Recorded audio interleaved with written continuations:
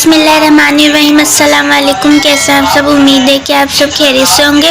तो आज हम इंग्लिश ग्रामर में टेंस नंबर 8 पढ़ेंगे। तो आज हमारा जो टॉपिक है वो है पास्ट परफेक्ट कंटिन्यूस टेंस। ठीक है, तो अब हम अपनी वीडियो को स्टार्ट करते हैं और आज का टॉपिक पढ़ना शुरू करते हैं। तो आज हमारा टॉपिक है पास्ट परफेक्ट कंटिन्यूस टेंस और वो है टेंस नंबर 8। तो इस जो है पास्ट परफेक्ट कंटिन्यूस टेंस, इसको उर्दू में माजी इस्तिमरारी बिल वक्त कहते हैं। ठीक है, तब हम पढ़ते हैं कि इस टेंस में जुमले कैसे बनते हैं, इस टेंस का मतलब क्या होता है और इसकी आइडेंटिफिकेशन क्या होती है। यहाँ पे लिखा हुआ है इस ज़माने के जुमले रहा था, रही थी, रहे थे वगैरह पर ख़त्म होते हैं और इसमें काम के जारी रहने का वक्त दिया होता है। मतलब ये जो इसकी आइडेंटिफिकेशन क्या होती है जुमलों की, कि इन जुमलों के आखिर में रहा था, रही थी, रहे थे ऐसे अल्फाज आते हैं। ठीक है, और इसमें जो है इसकी डेफिनेशन क्या है, इसकी डेफिनेशन ये है कि इसमें हमें काम का जारी रहने का वक्त बताया होता है कि इस वक्त जो था वो काम जारी था। ठीक है, और लिखा हुआ है कि इसमें फ़ाइल का फ़ाल माजी में शुरू होकर माजी में ही ख़त्म हो जाता है। मतलब जब इस जो ये है टेंस, जो टेंस है, इसमें हमें जैसे हमारा जो वक्त माजी में जो काम जारी था उसका वक्त बताया होता है, जो हमारा काम माजी में जारी था उसका वक्त बताया होता है। और दूसरा ये कि इसमें हमारा जो सब्जेक्ट होता है उसके काम का माजी में ही शुरू होकर माजी में ही ख़त्म हो जाता है, ये बताया जाता है। मतलब इस टेंस के जुमलों को हमें ये पता चलता है कि जो मतलब सब्जेक्ट था हमारा, उसका जो काम था वो माजी में ही जारी था और माजी में ही ख़त्म हो गया है। ठीक है, और उसका वक्त बताया होता है कि इस वक्त में उसका ये काम जारी था। ठीक है, उस वक्त में इसका ये काम जारी था, तो हमें इसके जुमलों में ये पता चलता है। ठीक है, यहाँ पे लिखा हुआ है अंग्रेज़ी बनाने के लिए, मतलब जब हम इस टेंस के सेंटेंसेस बनाते हैं तो फ़ाल के साथ मतलब सब्जेक्ट के साथ हम हैड बीन लगाते हैं और वर्ब की पहली फॉर्म के साथ आईएनजी का इस्तेमाल कर देते हैं। ठीक है, और वक्त के लिए हम वक्त के मुनासिब सिंस और फोर का इस्तेमाल होता है। ठीक है, मतलब जैसे इसमें हम सबसे पहले सब्जेक्ट लगाते हैं, फिर हम हैड बीन लगाते हैं, वर्ब की पहली फॉर्म के साथ आईएनजी का इस्तेमाल करते हैं।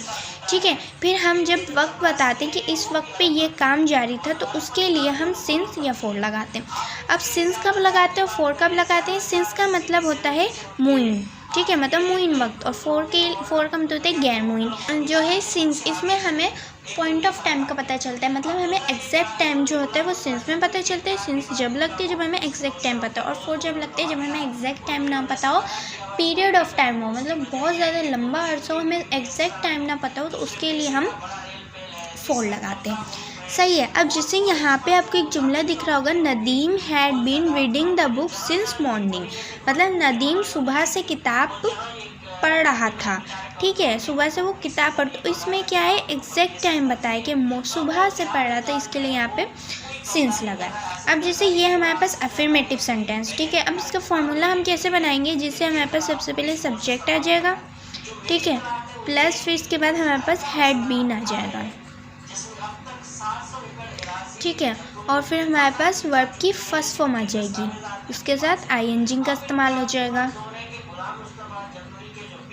ठीक है, प्लस अब जैसे यहाँ पे हमारे पास ऑब्जेक्ट आएगा, इसके बाद सिंस या फोर, मतलब हमें नहीं पता कि हमारा जो है जुमला वो कैसे बन रहा है। ठीक है, वो जुमले पे डिपेंड करता है। अब जैसे यहाँ पे बोलें कि नदीम जो है सुबह से पढ़ रहा था, यहाँ पे सुबह से पढ़ रहा था, इसके लिए यहाँ पे सिंस लगा क्योंकि इसमें एक एग्जैक्ट टाइम बताए। ठीक है, तो यहाँ पे हम ऐसे लिखेंगे सिंस या फिर फोर। ठीक है, और इसके बाद हमारे पास टाइम आ जाएगा, जो भी टाइम होगा। ठीक है, तो यहाँ पे लिख देती हूँ, यहाँ पे जगह नहीं है, टाइम। ठीक है, जैसे इसी जुमले को देखें, यहाँ पे है, ये हमारे पास सब्जेक्ट है। ठीक है, ये हमारे पास हेल्पिंग वर्ब आ गया हैड बीन, इसके बाद ये हमारे पास वर्ब की फर्स्ट फॉर्म आ गई विथ आईएनजी। ठीक है, फिर ये हमारे पास ऑब्जेक्ट आ गया, नेक्स्ट हमारे पास सिंस लग गया क्योंकि यहाँ पे मॉर्निंग है, मतलब एक एग्जैक्ट टाइम है, और फिर हमारे पास टाइम लग गई कि सुबह से। सही है। अब जैसे ये हमारे पास अफर्मेटिव सेंटेंस हो गया। अब हम देखते हैं कि नेगेटिव में क्या होता है। जैसे यहाँ पे लिखा है मुनफी जुमले में हैड और बीन के दरमियान में नॉट लगाते हैं, मतलब सब कुछ सेम है, बस यहाँ पे नॉट का इजाफा हो जाएगा कि हैड। ठीक है, फिर इसके बाद यहाँ पे हम नॉट लगाएंगे। ठीक है, फिर उसके बाद हम बीन लगा देंगे। सही है। अब जैसे यहाँ पे जो है नेगेटिव जुमला आपको यहाँ पे एक दिख रहा होगा कि Akram had not been reading the book since evening. मतलब जो है अकरम शाम से किताब नहीं पढ़ रहा था। ठीक है, तो इसका ये मतलब है। अब जैसे यहाँ पे इन्होंने ये हमारे पास सब्जेक्ट हो गया हैड नॉट बीन, मतलब हैड और बीन के दरमियान में इन्होंने नॉट लगा दिया। नेक्स्ट ये हमारे वर्ब की फर्स्ट फॉर्म के साथ आईएनजी का इस्तेमाल। जैसे यहाँ पे हम इसको वर्ब की फोर्थ फॉर्म भी कह सकते हैं। ठीक है, कि ये जो फोर्थ फॉर्म होती है उसमें आईएनजी का इस्तेमाल होता है। ठीक है, तो यहाँ पे जो है इसकी वर्ब की फोर्थ फॉर्म भी कह सकते हैं और वर्ब की फर्स्ट फॉर्म के साथ आईएनजी का इस्तेमाल। ठीक है, तो दोनों बात सही है। अब जैसे यहाँ पे the book since morning evening. ठीक है, अब यहाँ पे सिंस क्यों लगाए, क्योंकि एग्जैक्ट टाइम है शाम से। ठीक है, और ये हमारे पास सब्जेक्ट आ गया। तो यहाँ पे कैसे बनेगा, subject plus had not been plus verb की फोर्थ फॉर्म लिख देते हैं इस बार हम। सही है, और फिर इसके बाद हम लिख देते हैं object plus since for time. ठीक है, तो यहाँ पे हमने लिख दिया, इसका फार्मूला बन जाएगा। ठीक है, सबसे पहले सब्जेक्ट आएगा, हैड नॉट बीन आएगा, फिर वर्ब की फोर्थ फॉर्म लिख दिया। ठीक है, वैसे इसको फोर्थ फॉर्म ही कहते हैं, तो यहाँ पे आप फोर्थ फॉर्म ही लिख दीजिएगा। ठीक है, फार्मूले में फोर्थ फॉर्म ही होती है, इसे आईएनजी वाली। सही है, और ऑब्जेक्ट फिर सिंस फॉर लिख दें। जुमले पे डिपेंड करते हैं कि उसमें सिंस लगेगा या फॉर, और फिर टाइम। कि अगर लंबा अर्सा है तो हम फॉर लगाएंगे और सिर्फ एग्जैक्ट टाइम बताए तो सिंस लगाएंगे। अब जैसे यहाँ पे सवाली जुमलों का है कि सवाली जुमलों में सब्जेक्ट फाल से पहले हैड का इस्तेमाल होता है। मतलब जो सवालिया जुमले होते हैं उसमें हैड पहले लगता है सब्जेक्ट से। ये तो हर मतलब इंटेरोगेटिव में होता है कि हेल्पिंग वर्ब पहले लगता है। अब जैसे यहाँ पे एक जुमला दिख रहा होगा आपको, had the farmer been ploughing his field since Wednesday. क्या किसान बुध के रोज़ से खेत में हल चला रहा था। ठीक है, तो यहाँ पे जैसे यहाँ पे सबसे पहले हमारे पास हेल्पिंग वर्ब लग गया। ठीक है, और फिर हमारे पास सब्जेक्ट लग गया, फिर बीन वर्ब की फर्स्ट फॉर्म फोर्थ फॉर्म लग गई, फिर हमारे पास ऑब्जेक्ट लग गया और फिर टाइम। ठीक है, क्योंकि इन्होंने बोला है कि बुध के रोज़ से, तो इसके लिए यहाँ पे सिंस लगाए क्योंकि इसमें एग्जैक्ट टाइम का बता रहे हैं। यहाँ पे इंटेरोगेटिव का फॉर्मूला कैसे बनेगा, सबसे पहले हम हेड लगाएंगे।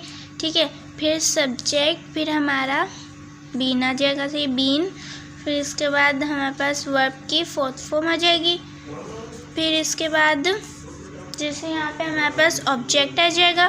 ठीक है, ऑब्जेक्ट के बाद हम वही सिंस या फॉर जो हमारा मतलब जुमले के हिसाब से कि हमारा जुमला कैसा बन रहा है। अगर जैसे पीरियड ऑफ टाइम है तो फिर फॉर लगेगा, और पॉइंट ऑफ टाइम है मतलब एग्जैक्ट टाइम है तो फिर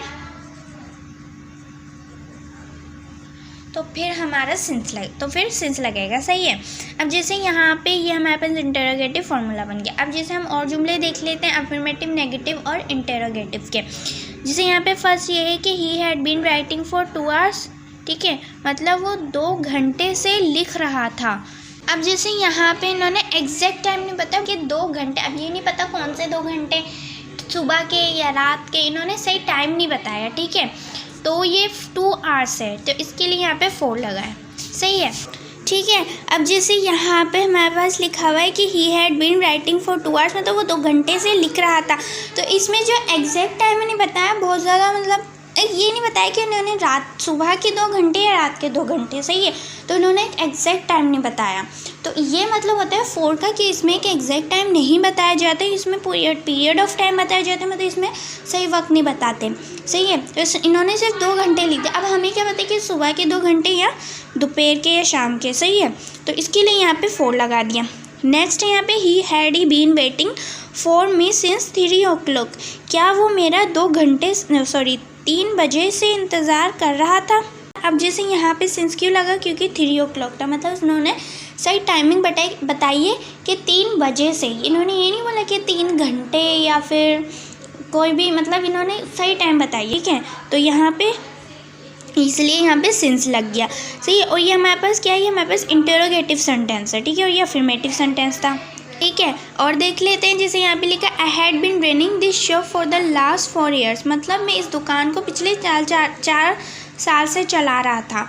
ठीक है, अब जैसे यहाँ पे लास्ट 4 years मतलब आखिरी के 4 साल, अब जैसे पिछले 4 साल, आखिरी के 4 साल। ठीक है, बात एक ही है। अब जैसे यहाँ पे इन्होंने बहुत ज़्यादा लंबा वक्त बोला है, 4 साल।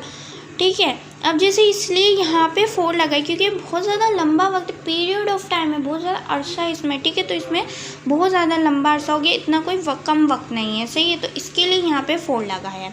अगर यहाँ पे सिंस जैसे सुबह होता, सॉरी सुबह तो हो नहीं सकता, जैसे यहाँ पे कम वक्त होता है कि एग्जैक्ट टाइम होता है, तो यहाँ पे इसके लिए हम सिंस लगाते हैं। नेक्स्ट है he had not been revisiting his book since morning, वो सुबह से अपनी किताब नहीं दोहरा रहा था। ठीक है, तो यहाँ पे एग्जैक्ट टाइम है कि वो सुबह से नहीं दोहरा रहा था। सही है। अब जैसे यहाँ पे है, ये नेगेटिव सेंटेंस है। ठीक है, नेक्स्ट है had he been reading in this school for 2 years, क्या वो 2 साल से स्कूल में पढ़ रहा है। ठीक है, तो क्या 2 साल से, बहुत ज़्यादा लंबा अर्सा। ठीक है, तो इसके लिए यहाँ पे 4 लगा दिया। सही है, ये इंटेरोगेटिव सेंटेंस है। नेक्स्ट है I had been reading this school since 1960, मैं 1960 से इस स्कूल को चला रहा था। ठीक है, तो यहाँ पे एक एग्जैक्ट टाइम में साल बताया इन्होंने कि इस साल से मैं चला रहा हूँ। ठीक है, ठीक है, तो इसके लिए यहाँ पे क्या लगा है, सिंस लगा है। सही है। नेक्स्ट है Ikram has been playing since morning, Akram सुबह से खेल रहा था। ठीक है, तो यहाँ पे एक एग्जैक्ट टाइम है। ठीक है, ना कोई पीरियड ऑफ टाइम, एक पॉइंट ऑफ टाइम है, एग्जैक्ट टाइम है। नेक्स्ट है Salma had been knitting a sweater for 2 hours, Salma 2 घंटे से स्वेटर बुन रही थी। अब इन्होंने ये नहीं बताया कि कौन से 2 घंटे, सुबह के, शाम के, दोपहर के। सही है, तो इसके लिए यहाँ पे 4 लग गया। और ये हमारे पास कौन सा अफर्मेटिव सेंटेंस है। सही है। अब जैसे यहाँ पे हमने कुछ जुमले पढ़ लिए, हमने मतलब नेगेटिव, इंटेरोगेटिव और अफर्मेटिव सेंटेंसेस हमने पढ़ लिए, तो हमें थोड़ा बहुत तो क्लियर हो गया, मतलब आप लोगों को, कि अफर्मेटिव कैसे बनते हैं, नेगेटिव और इंटेरोगेटिव कैसे बनते हैं। तो अब हम ये एक्टिविटी करते हैं और इससे हम और ज़्यादा हमारा जो है कॉन्सेप्ट क्लियर हो जाएगा। ठीक है, यहाँ पे लिखा हुआ है कि आई डैश सिंस मॉर्निंग, तो अब यहाँ पे क्या आएगा, जिसे यहाँ पे हमारे पास है ये अफर्मेटिव सेंटेंस है। ठीक है, ठीक है, ये हमारे पास क्या है, ये हमारे पास अफर्मेटिव सेंटेंस है। अब इस अफर्मेटिव सेंटेंस में हम क्या लगाते हैं, जैसे यहाँ पे हैड बीन तो लगेगा ही लगेगा सब्जेक्ट के बाद। ठीक है, अब ऑब्जेक्ट लगाना है, तो यहाँ पे हम रीडिंग लिख सकते हैं। ठीक है, कि वो सुबह से, मैं सुबह से पढ़ रहा था या पढ़ रही थी। सही है, तो यहाँ पे हम लिख देते, यहाँ पे जगह कम है तो यहाँ पे हम लिख देते कि हैड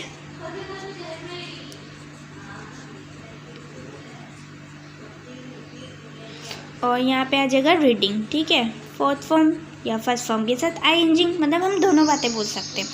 नेक्स्ट है यहाँ पे dash the farmers dash the fields for 2 hours। अब जैसे यहाँ पे हैड लगेगा, हैड द फार्मर्स। ठीक है, अब जैसे यहाँ पे नेक्स्ट है हमारे पास dash the farmers dash the fields for 2 hours। अब जैसे ये इंटेरोगेटिव सेंटेंस है, क्वेश्चन मार्क है। ठीक है, अब जैसे यहाँ पे तो हैड ही लगेगा क्योंकि हमारा इंटेरोगेटिव सेंटेंस हैड से शुरू होगा। ठीक है, फिर बीन लगेगा सब्जेक्ट के बाद, वो तो सिंपल है। अब यहाँ पे फील्ड्स की बात हो रही है तो यहाँ पे क्या होगा, प्लफिंग होगा। ठीक है, कि जो किसान है, क्या किसान 2 घंटे से, ठीक है, क्या किसान 2 घंटे से हल चला रहे हैं। ठीक है, खेत में, तो यहाँ पे क्या होगा, प्लफिंग। ठीक है, यहाँ पे क्या होगा, प्लफिंग। नेक्स्ट है dash the child not dash crying for an hour, मतलब यहाँ पे हमारे पास हेड लगेगा। ठीक है, मतलब इंटेरोगेटिव नेगेटिव सेंटेंस है, और फिर यहाँ पे नॉट के बाद बीन लगा देंगे। ठीक है, और फिर वही हमारे पास ऑब्जेक्ट, हमारे पास वर्ब तो इन्होंने पहले लगा दिया है। ठीक है, वर्ब की 4th फॉर्म या 1st फॉर्म के साथ आईएनजी। सही है, यहाँ पे लिखा I had been work hard since morning, मतलब क्योंकि इन्होंने हार्ड लगाया तो यहाँ पे हम वर्क लगाएंगे। ठीक है, कि वो सुबह से, मैं सुबह से सख्त मेहनत कर रहा हूँ। ठीक है, तो यहाँ पे क्या आएगा, बीन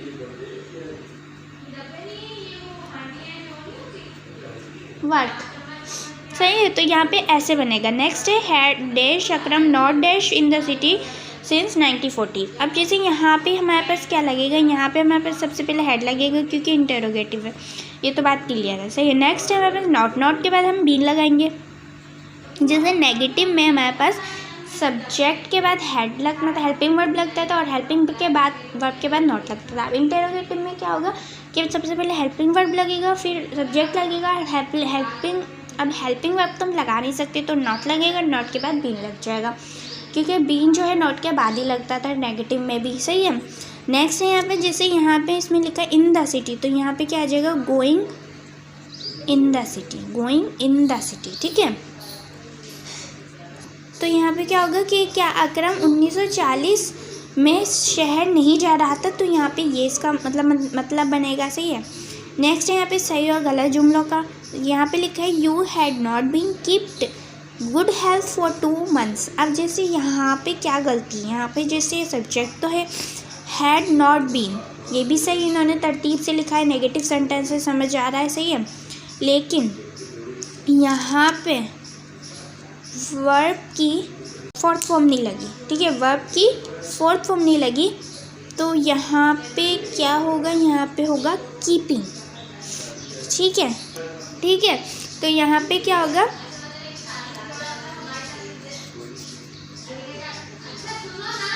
कीपिंग, तो यहाँ पे क्या आएगा, कीपिंग आएगा, कीप्ड के बदले कीपिंग आएगा, और ये हमारा जुमला वैसे गलत है, ठीक है। यहाँ पे हमने जैसे इन्होंने सिर्फ ये बोला कि इसको गलत करना है, आपको ये नहीं बताना कि सही करें, ठीक है, बस आपको पुट 3 ऑन करेक्ट सेंटेंस, मतलब सही हो तो 3 लिख दें, गलत हो तो क्रॉस लगा दें, लेकिन हम सही भी करें ताकि आपको समझ भी आ जाए क्या गलती करेक्ट होगी, ठीक है, पता चल जाएगा आपको। जैसे यहाँ कीप्ड है तो कीपिंग आ जाएगा। नेक्स्ट है Germany had preparing for war for many years. अब यहाँ पे इन्होंने गलती की, यहाँ पे बीन आएगा, ठीक है, यहाँ पे हाँ बीन आएगा, ठीक है, यहाँ पे आएगा बीन के जो जर्मनी है वो बहुत सालों से लड़ाई के लिए तैयार हो रही थी, ठीक है, तो यहाँ पे वॉर वही लड़ाई हो गया, फॉर मेनी ईयर्स मतलब बहुत सालों से, तो इसके लिए यहाँ पे 4 लग गया। यहाँ पे लिखा है नेक्स्ट है हमारे पास had he been writing this article for 2 days। तो यहाँ पे हैड भी है, मतलब इंटेरोगेटिव सेंटेंस है, ठीक है, ही सब्जेक्ट से पहले हैड लग गया, इसके बाद बीन लग गया, वर्ब की फोर्थ फॉर्म भी आ रही है, दिस आर्टिकल फॉर 2 days। तो यहाँ पे क्या है, क्या वो यह आर्टिकल 2 दिन से लिख रहा था, तो यहाँ पे हमारा जुमला बिल्कुल राइट है। नेक्स्ट है had been we reading before he come here. तो यहाँ पे क्या गलती हो रही है, यहाँ पे ये गलती हो रही है कि बीन सब्जेक्ट से पहले लग गया, हालांकि जो बीन है वो सब्जेक्ट के बाद लगता है इंटेरोगेटिव सेंटेंस में, तो यहाँ पे हमारे पास ये गलती होगी कि जो वी है वो पहले आएगा, बीन बाद में आएगा।